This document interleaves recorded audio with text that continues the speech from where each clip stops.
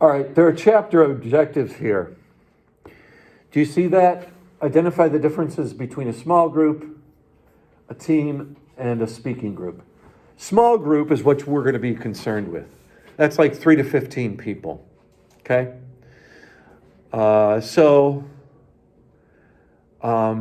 That's mostly what we have to be concerned about.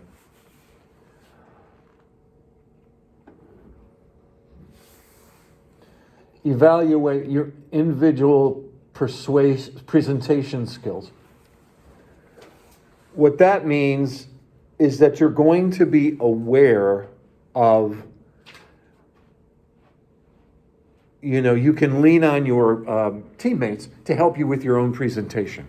In other words, when you're rehearsing, you can ask them, how did I do? What do I need to work on? That kind of stuff. And I think that'll be good for all of you. Okay. Individual commitment to a group effort, that is what makes a team work, a company work, a society work, a civilization work. You know who Vince Lombardi was? He was the coach of the Green Bay Packers. First team that ever won the Super Bowl. Way back when I was, I think 11 and 12 years old. I remember the very first Super Bowl. Stadium was empty. I mean, there weren't as much. It was at the old Los Angeles Coliseum. And it was like, Vince Lombardi's team won. But that's who Vince Lombardi is. Okay? Describe the 4 coordination elements of group presentations. List the 4 common types.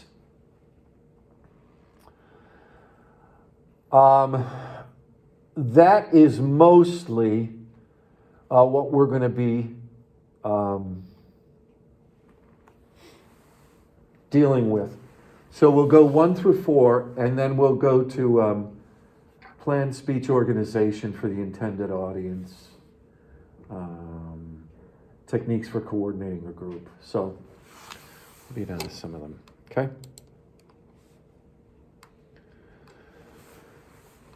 Okay.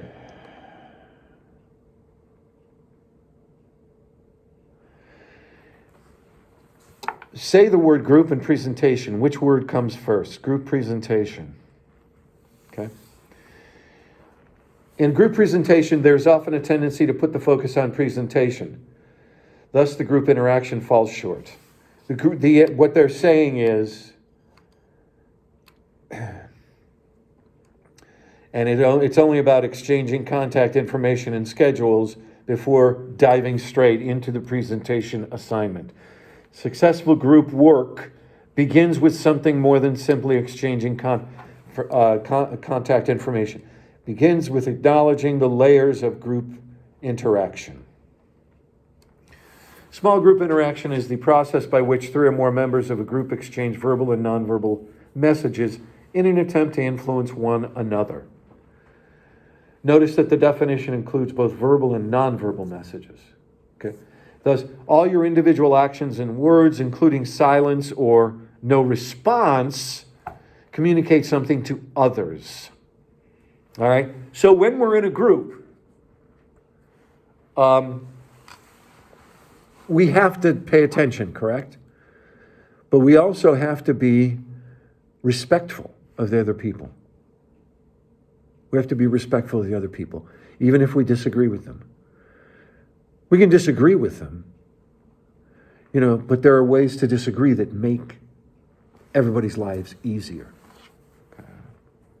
And we'll get more accomplished.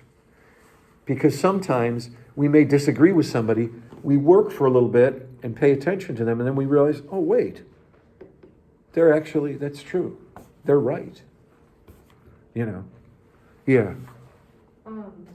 So one time I had I had to do one of these group speeches, and we each timed ourselves, and we gave each other a certain amount of time for each section. We split up our section, and so the guy before me ended up taking way more time to where it made my time to only a minute to give my portion of it. in that case, like, what do you do? Do you just say, like, cut them off and say, hey, it's my turn as they're giving their speech? No. I just kind of stayed there and just let him That's the right thing to do. do the pretty much took It, all it's, my time. you know, look, that's a great question, because this group speech is not about somebody. You got to be working together, okay, and you have to have met enough that you know where you're going and what you're doing, okay, and that's what's important. So if somebody is not carrying their weight, it's not up to you to necessarily discipline them, but I'm going to notice that. And you're going to, in your analysis of the group, you're going to send me that information. Like one time I had a group of 3 people, and 2 people were doing all the other group work, and the other guy was, he was very good at telling people what to do, but he wasn't big on doing the work himself. So, I took that into account when we were grading. If somebody falls down in your group, okay, and they get massive stage fright and they can't succeed, whatever, okay, it's not going to affect your grade, okay. But as a group, we want to have met together enough to avoid that, okay. That doesn't just mean it doesn't just mean meeting together enough to decide what you're going to do. It's meeting together to rehearse the actual speech, okay? I don't think it was like more, I don't think that's, what I'm trying to say or ask is, like in the real world, like here, I know we're not gonna have that problem, but like in the real world, if we were to do something like that and that other person like just went over and then now you can't fully give your full portion of it and you have to like break it down to only 1 minute and you can't give the rest of it, like how do you handle that? Do you still go over and do the rest of your speech and just go over your time because you guys only, like let's say we only had 20 minutes. Are you talking about a work situation? Yeah, so like let's say if it was it was like a class that I ended up taking, a leadership class, but it was like, let's say if it was 15 minutes long and we each had 5 minutes, but he went over, like he did 8 minutes, so now I only had 2 minutes to do my portion of it. Do I still do the full 5 minutes and Yes. go over? Yes. Or do I just do everything in 2 Yes, minutes? because there's not going to be a time limit, okay? Everybody's going to do at least 3 minutes. So there's going to be 4 in each group, okay? There's going to be 4 in each group, and everybody's going to do at least 3 minutes. So how many minutes does that come to? 12. Thank you. Yeah, now I know why you wear glasses. You're smarter when you have your glasses on. We're all smarter. Not fun. Okay. But you don't have to worry about that here. Okay. I know not here, but I'm just saying, how do you handle that in the real world? What you're describing is not the real world. It's a class, right? No, it wasn't. It was our graduation from our leadership, and then we had to, like, that was like our final thing that we had to. Yeah, but it's still a class. Yeah. It's a leadership class. So,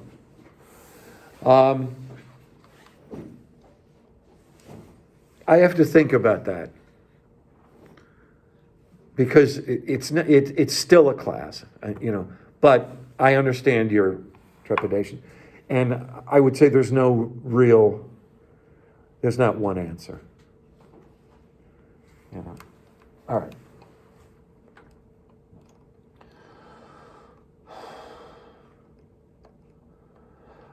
Okay, the first thing you're going to do when your group gets together is you're going to talk about a topic. Okay? So everybody should come in with 2 or 3 things that they would like to possibly do. Or you get together and you say, somebody says, I've got an idea. Somebody else says, I've got an idea. You decide, what you want to do. So it shouldn't be that difficult to do that.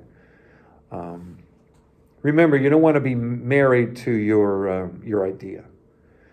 because, or to your own research, because it may not support the speech and your teammates in the way that you want it to. Okay? Yeah. Question. So you said that the speech can be about anything we want, Yes. but does it have to be like how the informative speech, like it had to be something that was a proven fact? Does it also have to be for the group speech? Oh, yeah. Okay. Yeah. I don't want to hear, 12 minutes of, why the 9/11 was an inside job. Because it wasn't. At least I've never read anything that.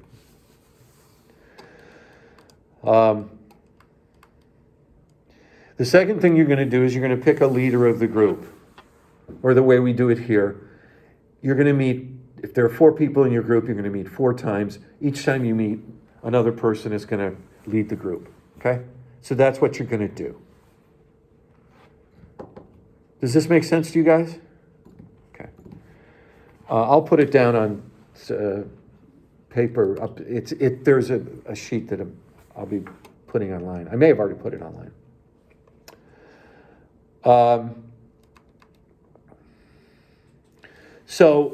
When you're leading, whatever meeting you're leading, you have to get ready to lead. You can't just, show up.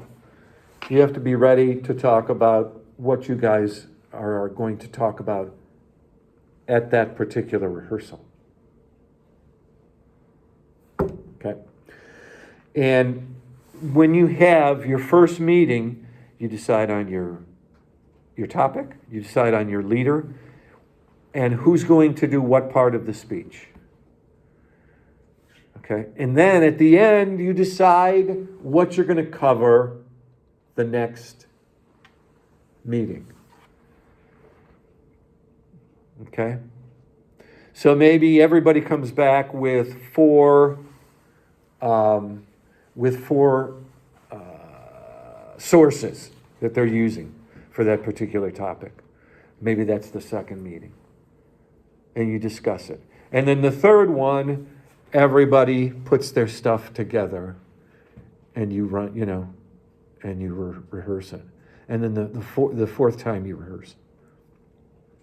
Okay? All this making sense to you guys? For the most part? Okay. Is our first meeting going to be next class? Yeah. Okay. Yeah. Are we waiting for the other students to get back before we assign groups? Or? No. I'm going to send you the groups. Within the next day or so. I'll be sending you the groups. And you have work that's due Tuesday. Your speech. As well as the other stuff. So, yeah. I have another question. Good. For the informative or the persuasive speech, do we have to have a presentation, or can our visual aid be like an object or something? Your visual aid can be an object for the persuasive speech if you so choose. Okay, so we don't have to have a presentation? You mean like a PowerPoint? Yeah. Yeah. Correct. You do not have to have a PowerPoint. Okay. Why? What are you looking at as a possible topic? Because I was thinking about doing why you should start meditating, and I have one of the singing bowls that produces the calming frequency, so it actually makes a sound. So I was thinking about doing that in the speech.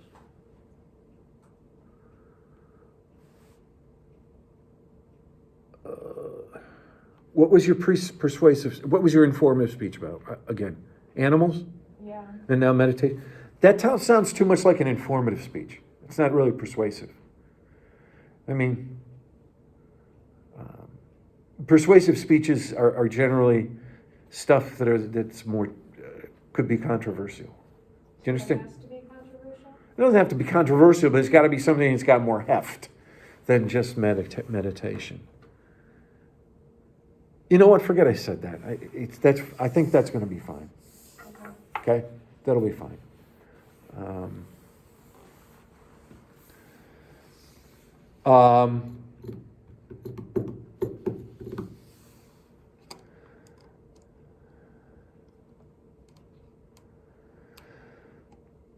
All right. Perhaps the greatest interpersonal skill needed is the ability to work compatibly with others, regardless of whether or not you like them personally. Just because you have worked in groups before does not mean you have experienced all types of conflict. The conflict of ideas and conflict of feeling are most common among members. The causes of conflict are many. They include incompatible personalities or value systems, especially in harsh economic climate, inadequate communication, interdependent tasks, where one person cannot complete his or her task until others have completed their work. That's important, okay? When you're having those kinds of problems, you can always, email me and let me know what's going on. Organizational complexity and departmentalization, unreasonable or unclear policies, standards, or rules, time pressure, role ambiguity, change, and inequitable treatment.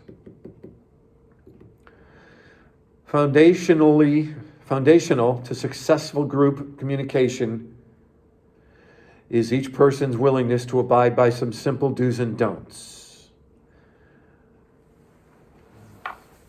It also involves a sound negotiating strategy. Okay?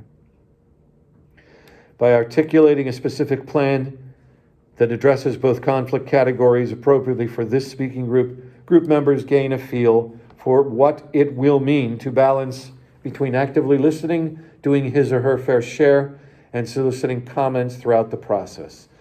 Communication plan also may help your group reach consensus rather than engage in groupthink, which refers to a faulty sense of agreement that occurs when group members seemingly agree, but they primarily want to avoid conflict. All right, I have a sheet of paper that I will put online, and it deals with it tells you where you have to go, okay, and what you have to deal with. So it's going to make the group speeches a lot easier, okay, if you're familiar with that. So make sure you are familiar with that.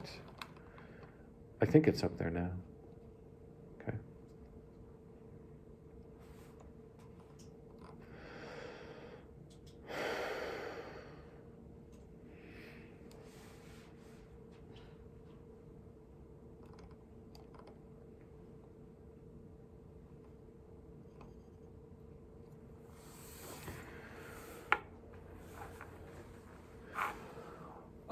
Audience members are interested in your expertise that has been developed from solid research and preparation.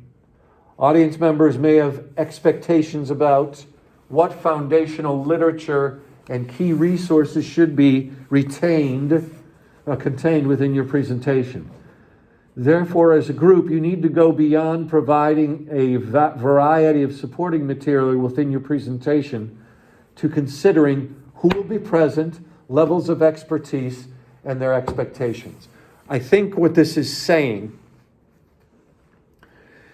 what I believe, is that if each one of you becomes a bit of an expert, remember we talked about that before, on whatever your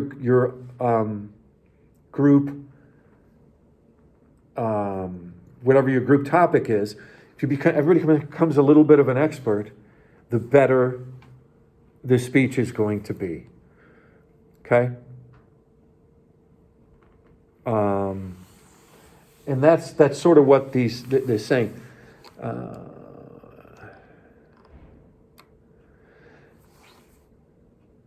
Professionally packaging a presentation for the audience deals with the structure of how you arrange your points.